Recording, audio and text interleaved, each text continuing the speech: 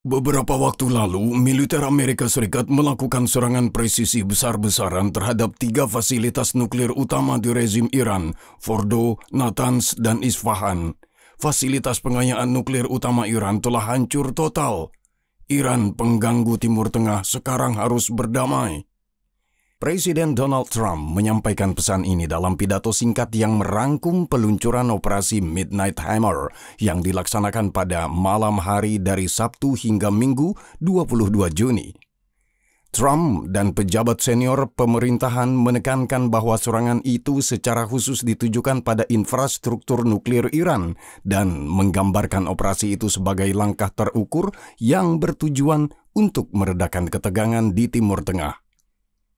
Meskipun operasi Amerika Serikat berskala besar dan presisi, Iran tidak menunjukkan keinginan untuk mundur. Kepemimpinan politik dan militer negara itu dilaporkan mempertimbangkan berbagai respons potensial, mulai dari manuver diplomatik, serangan terarah ke pangkalan Amerika Serikat di wilayah tersebut hingga blokade Selat Hormuz. Titik rawan maritim strategis ini menangani sekitar 20% ekspor minyak mentah global dan sekitar 25% pengiriman gas alam cair. Penutupannya akan berdampak luas pada ekonomi dan keamanan di seluruh dunia. Sementara pemerintahan Trump terus menegaskan bahwa mereka tidak menginginkan perang dengan Iran maupun pengerahan pasukan darat, momok konflik Timur Tengah baru telah muncul kembali dalam wacana publik Amerika. 22 tahun setelah invasi Amerika Serikat ke Irak yang dipimpin Saddam Hussein, kemungkinan keterlibatan militer lainnya di wilayah tersebut muncul kembali seperti bumerang. Perang skala penuh mungkin masih tampak tidak mungkin, tetapi mengingat kecepatan dan volatilitas perkembangan terkini, tidak ada skenario yang dapat sepenuhnya dikesampingkan.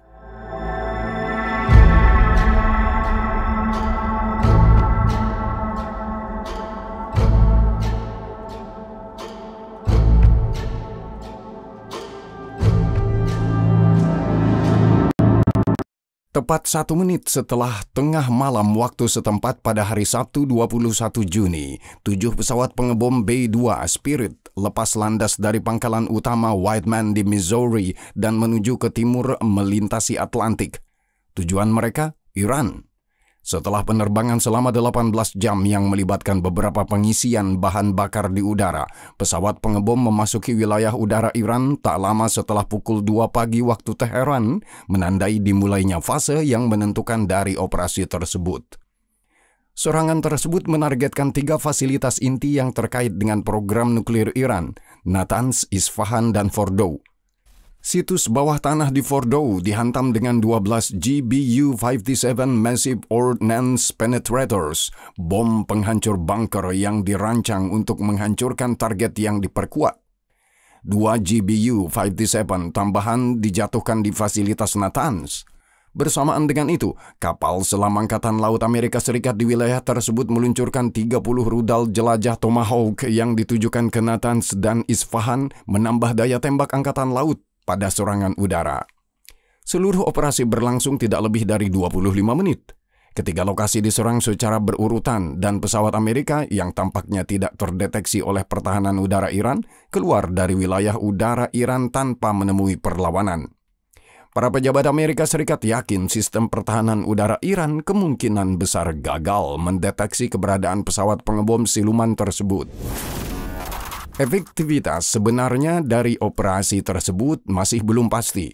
Dalam pidato yang disiarkan di televisi, Presiden Trump menyatakan serangan itu sebagai keberhasilan militer yang spektakuler, dengan menyatakan bahwa fasilitas pengayaan uranium utama Iran telah dihancurkan sepenuhnya. Namun, beberapa jam kemudian, Jenderal Dan Cain, Ketua Kepala Staf Gabungan, memberikan penilaian yang jauh lebih terkendali. Ia mengakui bahwa laporan awal menunjukkan kerusakan signifikan di ketiga lokasi yang menjadi sasaran, tetapi memperingatkan bahwa penilaian kerusakan secara menyeluruh akan memerlukan waktu lebih lama. Sementara itu, pejabat Iran mengklaim telah mengevakuasi ketiga fasilitas tersebut beberapa hari sebelum serangan. Citra satelit tampaknya mendukung pernyataan ini.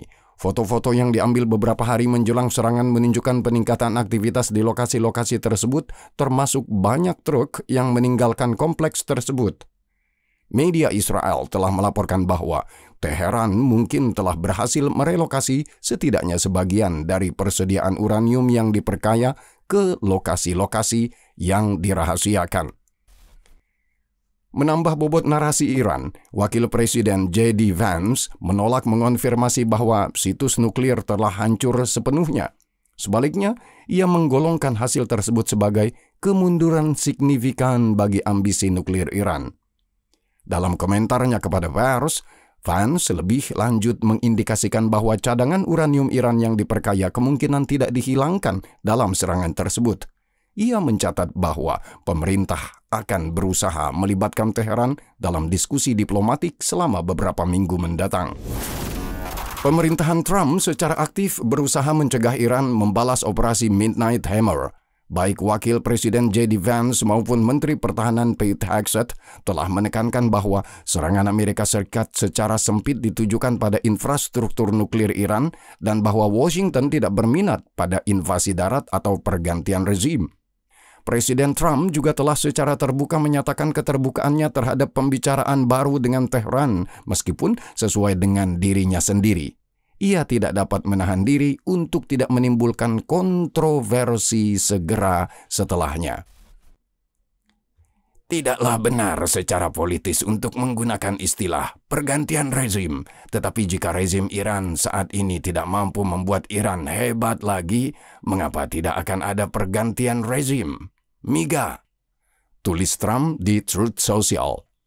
Iran kini berada dalam situasi yang sulit. Membuka negosiasi dengan Amerika Serikat pada dasarnya sama saja dengan mengakui kekalahan. Dalam kondisi saat ini, Washington tidak mungkin memperlakukan Teheran sebagai mitra negosiasi yang setara.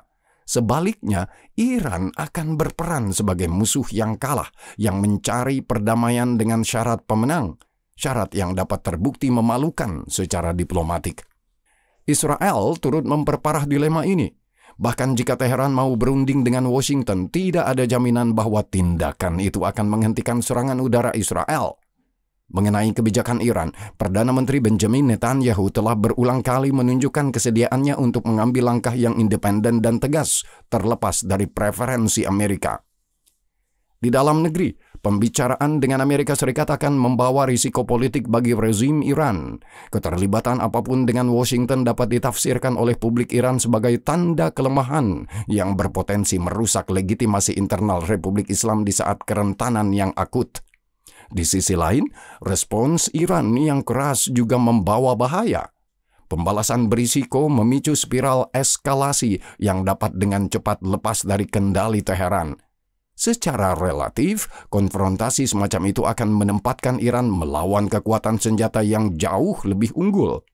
Secara strategis, eskalasi mungkin menyerupai membawa pisau ke baku tembak.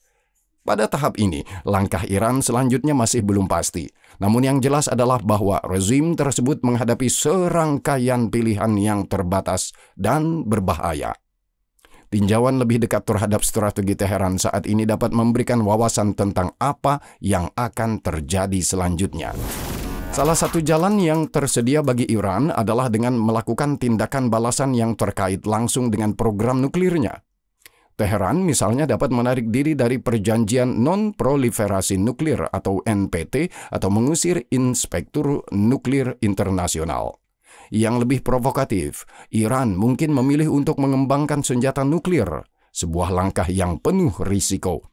Namun, mengingat lingkungan operasional saat ini, termasuk serangan udara Israel yang sedang berlangsung, kelayakan strategi semacam itu tampaknya terbatas. Alternatifnya, Iran dapat memilih jalur militer dengan menargetkan instalasi Amerika Serikat di seluruh wilayah. Perlu diingat bahwa Teheran pernah menggunakan taktik semacam itu di masa lalu. Pada tahun 2020, setelah Amerika Serikat memerintahkan pembunuhan Jenderal Qasem Soleimani, Iran meluncurkan rudal balistik ke pangkalan udara Al-Asad di Irak yang menampung personel Amerika. Namun, apakah Teheran masih memiliki kemampuan untuk melakukan serangan serupa setelah seminggu pemboman Israel yang berkelanjutan? Kini menjadi pertanyaan terbuka. Pilihan ketiga melibatkan pemanfaatan proksi regional.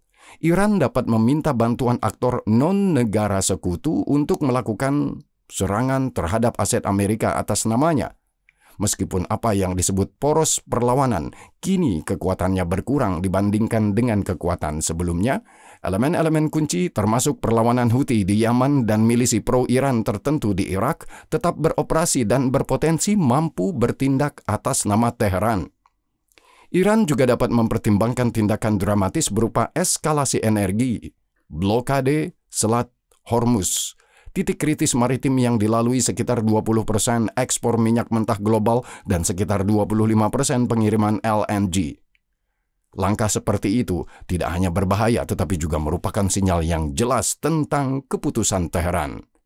Memblokir selat itu akan membahayakan kenetralan negara-negara Teluk yang rapuh yang sejauh ini telah menghindari keterlibatan langsung dalam konflik Iran-Israel.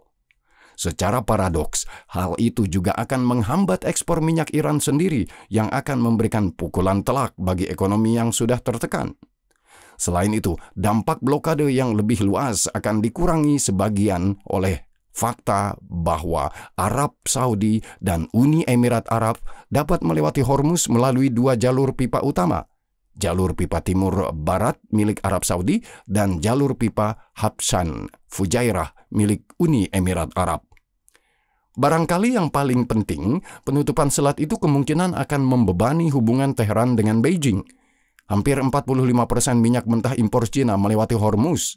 Memprovokasi krisis energi yang berdampak pada kepentingan Cina akan berisiko mengasingkan salah satu mitra diplomatik dan ekonomi terpenting Iran. Dan yang terpenting, blokade hampir pasti akan memicu respons militer langsung Amerika Serikat. Iran menghadapi situasi strategis yang mengerikan. Setiap langkah ke depan, dari pembalasan hingga pengekangan, mengandung risiko militer, politik, dan ekonomi yang besar. Lebih buruk lagi, Teheran kini berhadapan bukan hanya dengan satu musuh, tetapi dua, Donald Trump dan Benjamin Netanyahu. Hingga baru-baru ini, keduanya tampak mengejar tujuan yang berbeda. Fokus Trump adalah pembongkaran program nuklir Iran. Sebaliknya, Netanyahu telah lama mengejar ambisi yang lebih luas untuk mengubah rezim di Teheran. Namun perbedaan itu cepat terkikis. Tindakan Amerika Serikat baru-baru ini menunjukkan bahwa Netanyahu berhasil menggeser pusat gravitasi dalam pendekatan gabungan Amerika Serikat Israel dari penahanan yang ditargetkan ke eskalasi sistemik. Tujuannya bukan lagi sekedar untuk memutar balik kemampuan nuklir Iran, tetapi untuk secara tegas melemahkan, jika tidak menumbangkan, Republik Islam itu sendiri.